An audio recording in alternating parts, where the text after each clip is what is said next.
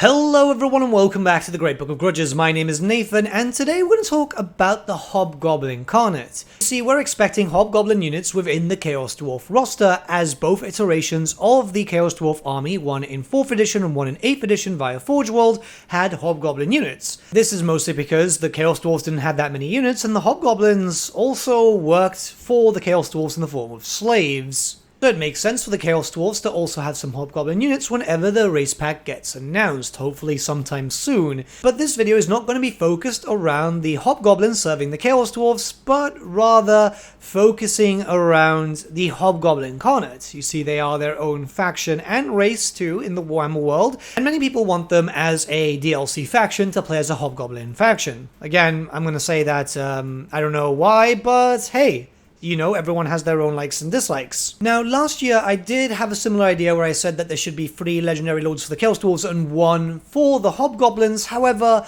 I think things could be changed around a little bit. So still 4 legendary lords for the Chaos Dwarfs, no Hobgoblin legendary lord at the beginning, but then that's where things would have to change. What I'm suggesting is down the line, not around the same time as the Chaos Dwarf release, but maybe a few months later, or maybe a year later, we get a Hobgoblin FLC race. Yep, completely for free, and that might sound a bit odd, but we've had a free race before in the form of Bretonnia, where many of their assets, their animations, and their rigs were used throughout the whole race pack. This is something that, it just kind of made sense why they ended up becoming for free, because you wouldn't really be getting a lot of new stuff. Look at all the knights, they mostly use the same animations. And I think something like this could work out very, very well for the actual Hobgoblin Khanate, where it introduces 1 or maybe 2 legendary lords, and then a few reskinned units here and there, which would already use the assets available for the Hobgoblins that we'd already get with the Chaos Dwarfs.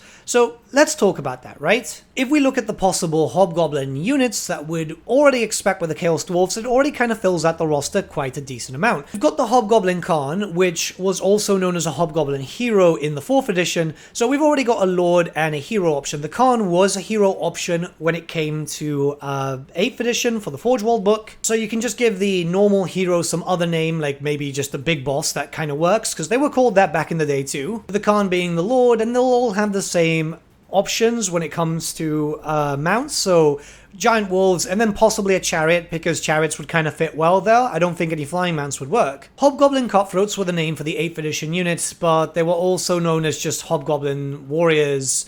And these would just be your basic frontline. You'd have access to, say for example, a sword version, a sword and board version, additional hand weapons, and then also they were archers too. They kind of fell in the same distinction. This just varies on the books. Keep in mind that there were 2 army books very far apart from each other. There's even another version for throwing knives too, which was just being an upgrade, but it means that you could have a small range attack before getting up close, which I think kind of works well if you want to have a little bit of a skirmish. Sneaky stabbers were also a thing, which were additional hand weapon users. These were units that you'd use to just get behind enemy lines, you know, with the whole ambush stuff, or, you know, kind of work like nasty skulkers in a sense, which would work really well if we'd have one of them and then a second version with the throwing weapons. It would kind of be very similar to that of the Night Runners for the Skaven. So yeah, you've already got something there that could be kind of mobile, but still a ground unit too. Hobgoblin Wolf Raiders were also a thing, or Wolf Riders, depending on what army book you're actually looking at. But yeah, skirmishing cavalry, they'd have spears, there'd be another variant with bows, so you could probably have them with both or just have 2 different versions. But yeah, you know, basic cav, we already know how to use them. It's a weird thing because we'd be expecting a lot of Wolf Riders, and a lot of people seem to be kind of cool with them. But I just don't like Wolf Riders. I don't like them with the green skins. Yet for the Hobgoblins, they should form a quite heavy core of your army. And then finally, of course, the Hobgoblin Bolt Thrower, because yes, they had an artillery piece. So yeah, a basic bolt thrower, nothing too special, but it's just kind of nice to have a siege equipment, you know? Everyone kind of has one, even Bretonnia with the trebuchets. So yeah, basic, it'll allow you to just land sieges into the enemy territories. Long range, and still should be decently anti-large and good for knocking out big monsters if you get the shot in, at least. So already we've got a decent amount of units, and you can see the basis of a roster being formed right here. Now these are the ones that we're going to expect with the Chaos Dwarfs, purely because the Chaos Dwarfs need some extra support and some low tier stuff just to kind of add to it. But what if this was then taken, these very same units were taken and move to a FLC roster too to be able to have a proper Hobgoblin faction completely for free and for fun. All that would be needed is the following. A spear version of the normal Hobgoblin troops, just to give you something anti-large for the very beginning, especially that if this does come to pass, we're going to be, what, in the Eastern Steppes, there's going to be a lot of large monsters, a lot of big demons, ogres, all that type of stuff, so spears are going to be very, very useful. Then probably get some of the units already available and then give them a heavy armor variant, or not heavy but medium armor, as that gives you a second tier of the actual foot troops, and this would be, you know, they wouldn't be the best units. Hobgoblins, if they ever became a faction, wouldn't be the strongest thing ever, but the idea is just to have something a little bit better than the usual stuff. Mind you, it might not even be needed, considering that we've seen the fact that you can even play normal goblins and just have archers and stuff like that. It's just to have a extra variant, possibly just the swordsman and the spearmen, just to have a little bit of strength. Heavy wolf riders would also be something cool, just to add in a elite version of the hobgoblin raiders, which would be interesting, and just to have, you know, something that could be able to punch right through an enemy line. Though I don't imagine they'd be able to do that well because they're still wolf riders after all. Maybe it's just my deep-seated hatred of wolf riders. It would just be nice to have an extra thing. You can see what I'm saying. This already gives you massive Bretonnia vibes because you're getting the same thing and just getting it changed slightly, but it allows you to have a different variant. Something completely new for the Hobgoblins would be Hobgoblin chariot riders. So yeah, I mean, it just kind of makes sense to have chariots for a Hobgoblin faction, doesn't it? And you'd have them with, you know, being a total melee unit and also being able to have some bows too. So you'd have something fast, you'd have something that can skirmish. Again, it's good for hit and runs, like the Wolf Riders, but generally a bit better. Plus, chariots have always been kind of favorable for people. It just is nice to have something new. Now, what could be done to further expand this, which I think would be the last unit that would be needed, would be to have a chariot with a mounted bolt thrower. We know that we can do mounted types of artillery pieces, and just imagine a very highly mobile bolt thrower just to have a little bit of fun, right? It would just be kind of cool, as that means that you would have a mobile faction still being very mobile. A normal bolt thrower would move very quickly, and it would kind of suck if you've got loads of wolf riders and maybe chariots, and you wouldn't be able to have something that can move around with you just to be able to add to a bit of extra damage. And then maybe just a spellcaster, lord and hero option with the Lord of the Little War, just to have a little bit of magic, because it would be very helpful. You know, magic is a bit of a clutch here. I think Lord of the Little War is fine, because you'd still be focusing on other different types of stuff. Who knows, maybe a Lord or Hero variant that can buff up, but then maybe the Khan would be able to do that anyway.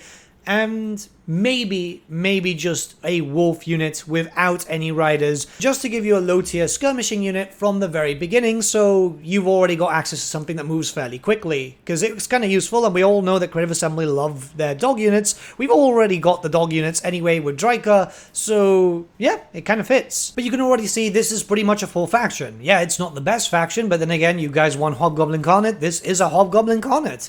It's something kind of interesting, and it just adds for a lot of flavor here. So you see, since everything's just going to get reused for something like this is the way I envision a Hobgoblin Khanate, by the way. You guys could have a different vision overall. Then why would this be a DLC that's paid for, right? This should be an FLC. And I mean, it's easy enough to say, well, something like this could easily be an FLC race, and they could do it, say, for example, as an Immortal Empires exclusive. Yes, I know some people might not like that, but keep this in mind. How about a complete new race, new faction, new mechanics, you know? It's not fully complete, but you know what I mean. As a thank you gift for buying all 3 games and getting access to Immortal Empires. I think that kind of works out quite well, because we had an FLC race for Warhammer 1, we didn't for Warhammer 2, and again, this would be a race that they could easily say, look, we weren't going to do this originally, because it's very likely that Creative Assembly just don't have plans for Hobgoblin Khanate. But as a show of good faith, considering that you'd had to buy 3 games to get access to this map, you can now get the Hobgoblins completely for free. I think that would be really cool in a slow period of the game where maybe no DLC is coming, or they just want to have something out there in a show of good faith. You do get loads of free stuff alongside DLC, but, you know, I don't count Be'lakor as a good, yeah, you bought 3 games, this is your character, because, yeah. And again, I can't stress this enough, since we most likely will already get Hobgoblins with the Chaos Dwarfs, I'd be very disappointed if we don't. it's a little easier for them just to reuse the assets. Even then, the Bretonnia stuff, a lot of the original rigging and stuff like that is just pretty much using from stuff that we already had with the Empire anyway. It makes a lot of sense to do this, as you'd be able to make a lot of the population of the player base just kind of happy because they finally got their Hobgoblins, and it's just completely for free too, without that much work. Yes, to still work because you'd need to make factions and mechanics and stuff, but you know, it's a lot less stressful because you already have the baseline for everything else. When it comes to Legendary Lords, 3 is possible considering that you've got 3 different named characters which would be alive around this timeline. And really, you could even go down with 2, but there's obviously Gore Does Backstabber. This was the character that was in the army book for the Chaos Dwarves. Ogla Khan, which was a White Dwarf character, but also appeared in a Warhammer Chronicles, I think. And I think he also kind of was usable by the Dogs of War. And then finally, there's Gazrak Khan. So that's 3 characters. They might not be the most special, but the idea is just to have something that goes there. It's the same thing as how the, let's be honest, the Bretonnian Lords themselves, the named characters aren't really that special either. Yes, throwing a little bit of shade to Alberic, but you know what I mean. It gives you enough backstory to base a character, or hell, if Creative Assembly wanted to, they could even create their own, because they did really well with Lady Diaphyn. Really, really well. It might let the developers have a little fun with their own story building. In terms of start positions, we just have 2 legendary characters. It's easy enough to just say 1 in the Eastern Steppes, 1 in the Darklands to give you something to fight against, as you'd be fighting against Chaos Dwarfs in the future. It would be a difficult campaign, but hey, and if there's a third, they could be anywhere. You could even put them in Indin Koresh that opens up in the future, or maybe even inside the Mountains of Morn. Hell, I wouldn't be opposed to 1 in the Badlands as a hobgoblin wanting to create his own empire and wanting to subjugate all the other greenskins. The great thing is there's loads of possibilities, especially with a faction which kind of moves around a lot. And then in terms of mechanics, well, I can't really think of way too many because, well, you know, it's hobgoblins and I must be honest, they're not too interesting to me. But what if they could only build their settlements to a certain tier, so tier 3, very similar to the ogres, right? And then you would give your legendary lords the access to a big type of moving camp, because that also makes sense, you know, pseudo-legendary lord, very similar to the Vampire Coast. We know that the hobgoblins are obviously constantly moving, as there's loads of threats that do take to them, and obviously they're hunting down threats too, with then the smaller generic lords having a pseudo-horde, but smaller. So they wouldn't have access to every single tier of unit and so on. They wouldn't have access to all the big buildings, which would give them special effects, just enough to make them a moving horde, essentially. We'd get a horde faction, which could still empire build, but it would be a kind of middle ground of both. And I think something like that would be really, really cool. I don't know. Let me know what you guys think about all this in the comments below. I'm rather curious to see what you guys think about the idea of a Hobgoblin faction as a FLC faction. And yeah, these are my reasonings. Let's see what you think. Let's start a bit of a discussion. And I'll see you all again very, very soon.